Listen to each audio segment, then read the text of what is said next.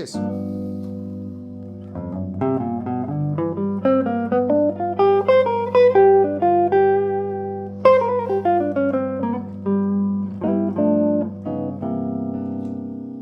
Soloing with chord tones, it's one of those abilities that you don't want to miss when it comes to play jazz or to play over complicated harmonies.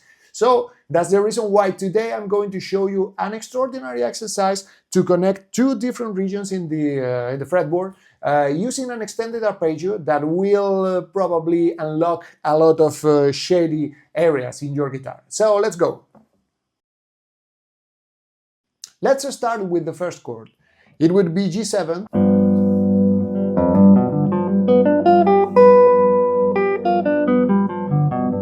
Because you can create a lot of phrases, you know.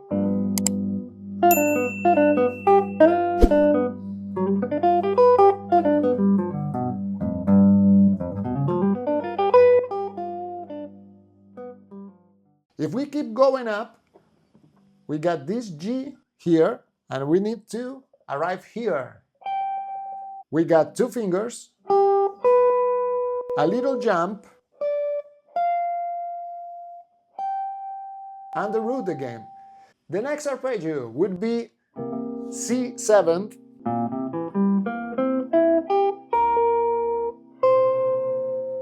The same, B flat to the root. Low register, high register. Now going another one.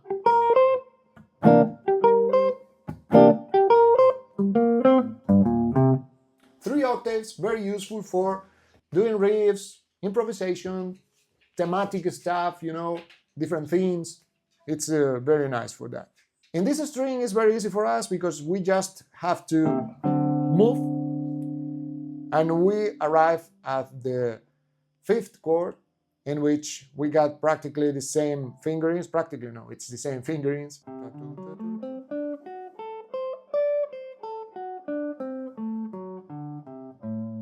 the same.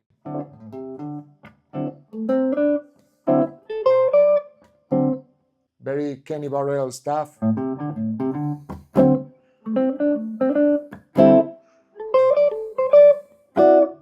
All right, this chord here, 7th, 9th, 3rd, and root. So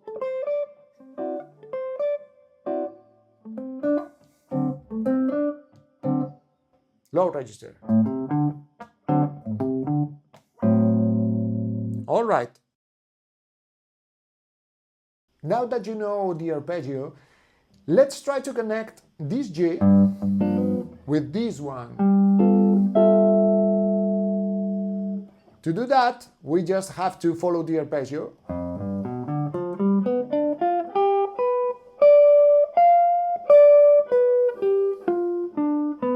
And voila!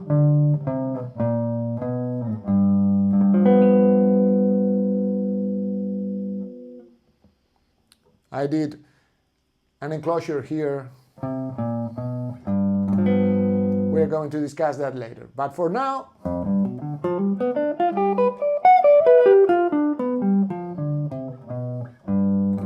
I did that again, sorry. I'm very accustomed to play that thing. So, once we got the G7th connected with this one, we are going to connect the other chords. C7th with this one. We have to kind of invert our fingerings.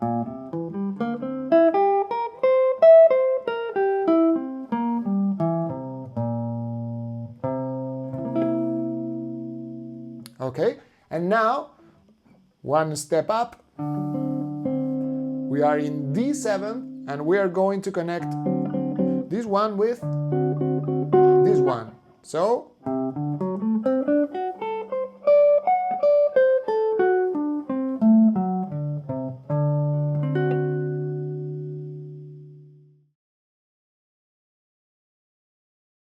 next step would be to focus on our chromatics. We can go from above, from below, and both of them, doing a technique called enclosure. So, imagine things like this. Enclosure. The same thing.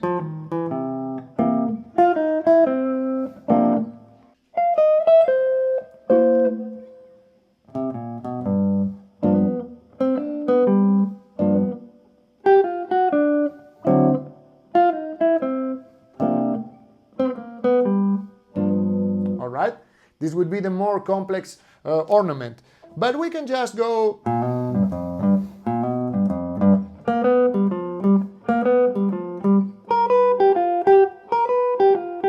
Try to employ even trills, you know, forcing a little bit the figure.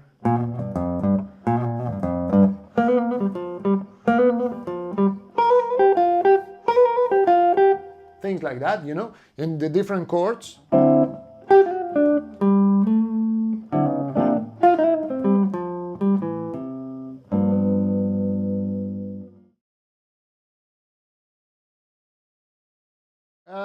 Another thing to have in mind when playing chromatics, it's trying to keep the direction. For example, if you are descending in a phrase, G7 from the third, you are not forced to employ only descending chromaticism. For example, it sounds really cool, but you can also go in from here.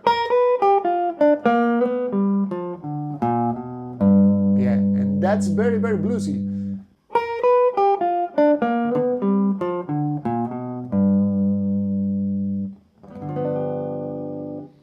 In the rest of the progression, of course, is the same.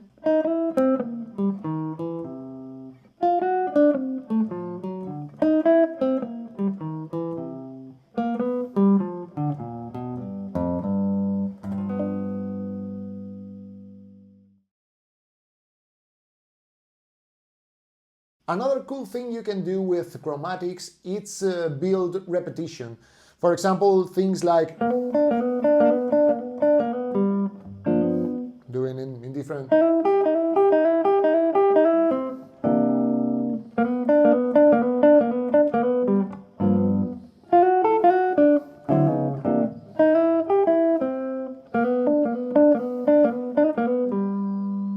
So try to mix these ideas with chromatics, your previous language, and probably you will end up building better solos and sounding more bluesy, sounding more into the language of tradition, this type of stuff.